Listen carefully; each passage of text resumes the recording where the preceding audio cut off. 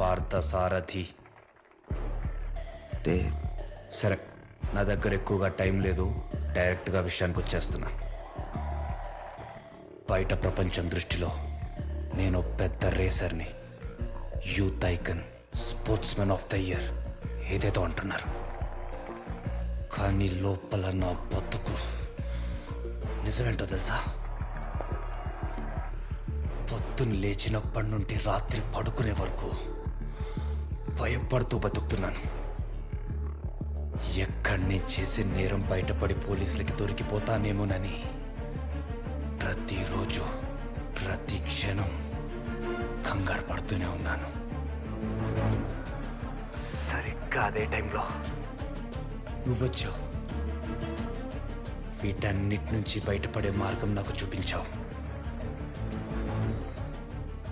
నాకు ఆ క్రైమ్కి ఉన్న